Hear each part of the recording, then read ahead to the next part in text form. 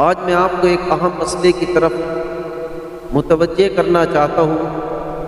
وہ یہ ہے کہ بسا اوقات شوہر اپنی بیوی کو کسی بات پر، کسی معمولی سی نافرمانی پر، کسی اونچ نیچ پر ماں باپ کے گھر بٹھا دیتا ہے اور یہ کہتا ہے میں تجھے ایسی عبرتناک سزا دوں گا کہ تم مرتے دم تک یاد رکھ۔ اور وہ سزا کیا ہوتی ہے؟ نہ بساتا ہے نہ اجاڑتا ہے۔ یقین کریں جب اس قسم کے مسئلے آتے ہیں کبھی کبھی آنکھوں میں آنسو آ جاتے ہیں کہ تم یہ کس قسم کی سزا بیوی کو دے رہے ہیں۔ اس نے تمہارے کپڑے دھوئے، اس کا صلہ یہ دیتے ہو؟ اس نے تمہارے بچوں کی پرورش کی، یہ صلہ دیتے ہو؟ اس نے تمہارے گھر کے برتن مانجے، یہ صلہ دے رہے ہو؟ یا اس نے تمہارے گھر کی صفائی ستھرائی کی، یہ صلہ دے رہے ہو؟ تمہاری ٹانگیں دبائی، یہ صلہ دے رہے ہو؟ تمہارے گھر کی حفاظت کی، یہ صلہ دے رہے ہو؟ اس نے اپنی عزت کو تمہاری گود میں ڈالا، یہ صلہ دیتے ہو؟ ایک معمولی سی کمی بیشی پر، معمولی سی کوتاہی پر اتنی بڑی سزا کہ میں تمہیں عبرتناک سزا دوں گا۔ اور سزا کیا ہے؟ تمہیں تمہارے ماں باپ کے گھر بٹھاؤں گا، نہ تمہیں بساؤں گا نہ میں تمہیں اجاڑوں گا۔ یقین کریں کبھی کبھی باپ دھڑام سے زمین پر آ کر گرتا ہے اور کہتا ہے کہ مفتی صاحب خدا را کچھ کیجیے۔ ایک شخص تو آیا کہ میں کیا کروں، مجھے کوئی سجھائی نہیں دے رہا راستہ۔ میں نے پوچھا کیا ہو گیا صاحب؟ بولنے لگا کہ میری بیٹی کو میرے گھر بٹھائے ہوئے 19 سال ہو گئے، نہ داماد اجاڑتا ہے نہ بساتا ہے، بس سزا دے رہا ہے۔ یقین کریں حیرت ہو گئی، اور خود اس شوہر نے دوسری شادی کی، بچے ہو۔ آپ اندازہ لگائیے 19 سال تک ماں باپ نے دوبارہ شادی کے بعد بٹھایا، بیٹی کے سیاہ بال سفید ہو گئے، شوہر تو اپنے مزے کر رہا ہے، دوسری شادی کر کے بچے ہو گئے، اور اس کو سزا دے رہا ہے صرف ایک معمولی سی کمی بیشی پر، معمولی سی کوتاہی پر۔ اس کی ساری کاوشوں کو، ساری خدمت کو یکسر بھلا دیتا ہے۔ اللہ کے بندے اللہ کے عذاب سے ڈر، اللہ کا خوف کھا۔ آج تو اس کو سزا کیا دے گا، کل جو تجھے سزا ملے گی، یہ تو شاید یہ سزا بھوگ لے، برداشت کر لے، لیکن اس کی پاداش میں جو سزا ملے گی وہ تو برداشت نہیں کر سکے، وہ سزا تو برداشت نہیں کر سکے۔ 19 سال، ایک آیا 16 سال ہو گیا، میرے داماد نے میری بیٹی کو میرے گھر بٹھا رکھا، نہ بساتا ہے نہ اجاڑتا ہے۔ یہ کیسی سزا دے رہے ہو؟ موت یاد نہیں ہے، قبر یاد نہیں ہے، آخرت کوئی یاد نہیں ہے، جہاں ایک سینگ دار بکری نے اگر بے سینگ بکری کو ٹکر بھی ماری ہوگی، رسول اللہ صلی اللہ علیہ وسلم نے فرمایا اللہ اس بے سینگ بکری کو سینگ دے کر اس سینگ والی کے سینگ ہٹا کر بدلہ دلائیں گے۔ تو کیا اس بیوی کا بدلہ شوہر سے نہیں لیا جائے؟ یہ کیسی سزا دیتے ہو؟ قرآن پاک فرماتا ہے وَإِن يَتَفَرَّقَا يُغْنِ اللَّهُ كُلًّا مِّن سَعَتِهِ۔ اللہ کا فرمان دے اگر تم ایک دوسرے سے جدا ہو جاؤ، تمہارا نکاح ختم ہو جائے تو تم پریشان نہ ہو، کُلًّا مِّن سَعَتِهِ، ہمارے ایک کو اپنی وسعت سے بے نیاز کرے۔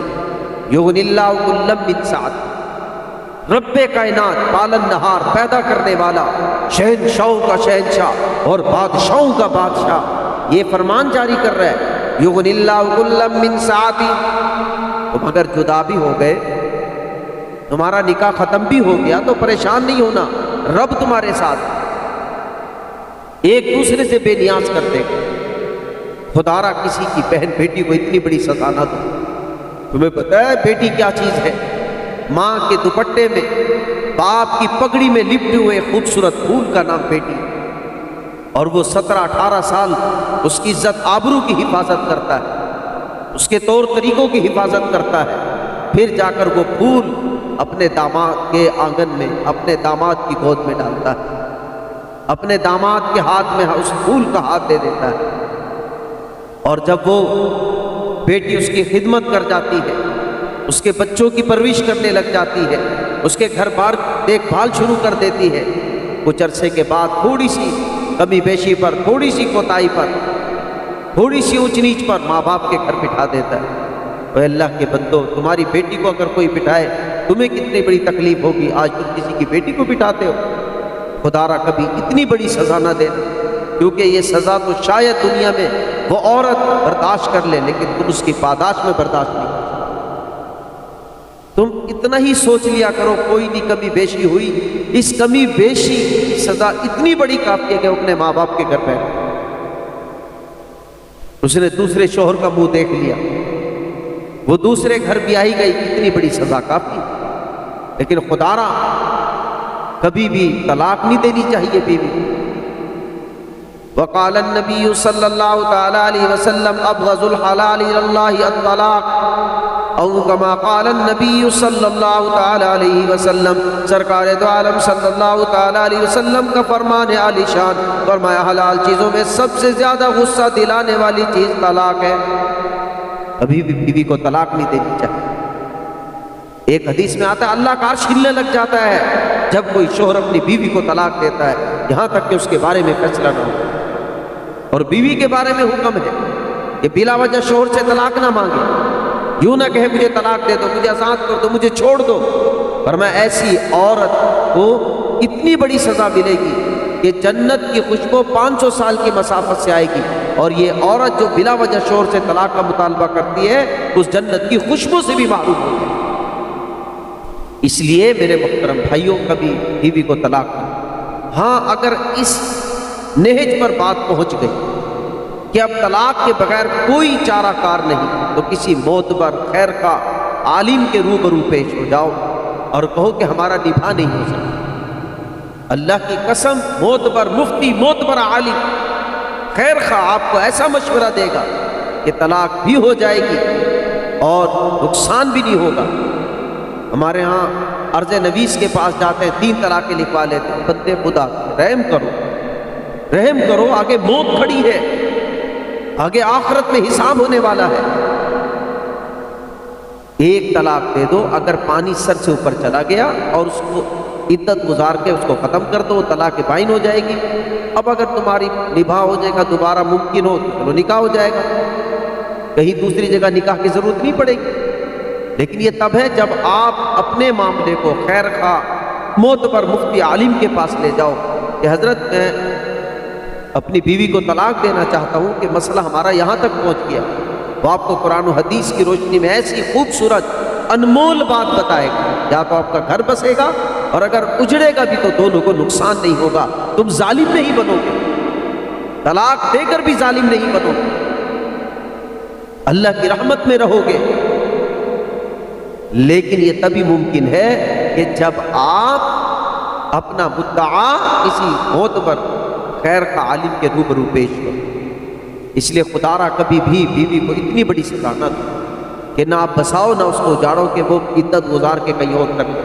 میں اللہ کی قسم اٹھا کر کہتا ہوں، کوئی نہیں، وہ تو گزارا کر ہی لے گی، 19 سال 20 سال 50 سال تم اس کو اس کے گھر بٹھائے رکھو، لیکن یاد رکھو ایک وقت ایسا آئے گا، ایک وقت ایسا آئے گا، ایک ایک لمحے پر پچھتاؤ اور کہو کہ کاش ہم بیوی کو اتنی بڑی سزا نہ دیں۔ آپ کو پتہ نہیں کہ بیٹی کتنی عظمت والی ہے، بیٹی کو پالنا پوسنا، اس کی عزت آبرو کی دعائیں جو ماں باپ کرتے ہیں، اللہ کی قسم کمال۔ بچی کالج میں گئی ہے، ماں باپ دعائیں کر رہے ہیں، اللہ میری بیٹی کی عزت آبرو کی حفاظت فرما دے۔ گھر میں کوئی غیر محرم آ جائے، ماں باپ چوکنے ہو جاتے ہیں، بہن بھائی چوکنے ہو جاتے ہیں۔ کہ ہمارے گھر میں ایک انمول ہیرا ہے، انمول موتی ہے، جس کا نام بیٹی ہے۔ 50 بیٹوں کو پالنا اتنا مشکل نہیں ہے، ایک بیٹی کی عزت کی حفاظت کرنا اس سے کہیں زیادہ مشکل ہے۔ اور ماں باپ نے 20 سال 22 سال عزت آبرو کی حفاظت کی، بڑی مشکل سے پالا پوسا، اس کو برتن مانجنا سکھائے، اس کو کپڑے دھونا سکھائے، اس کو سلیقہ شعار سکھایا۔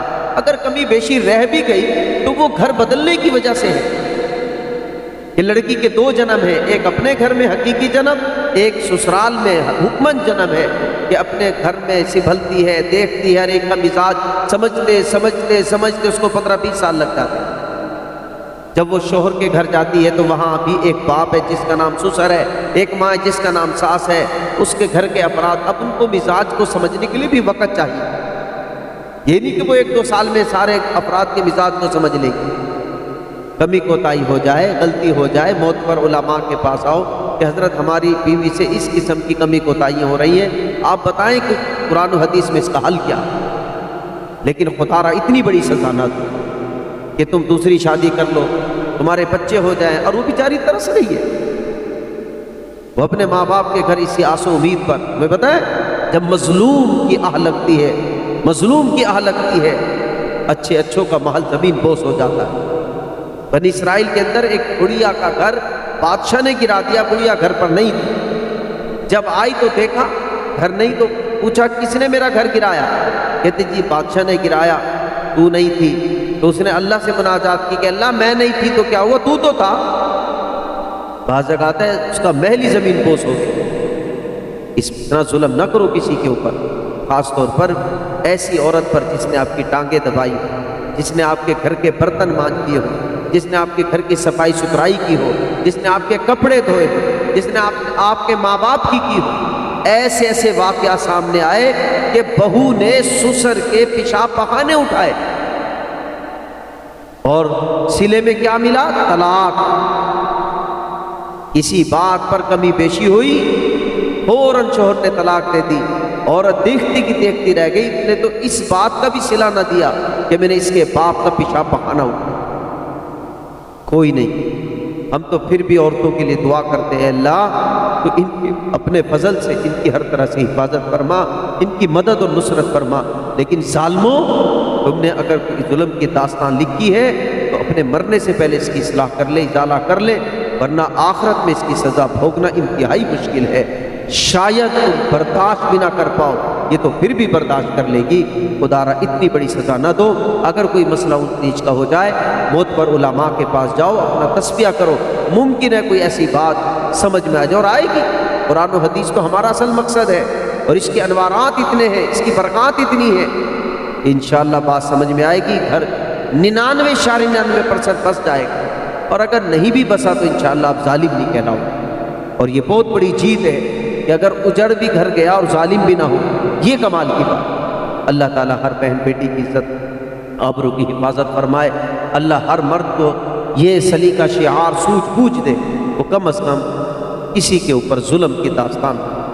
اللہ تعالیٰ ہمیں عمل کی توفیق عطا فرمائے. طلاق اور طلاق جیسی چیزوں سے ہماری حفاظت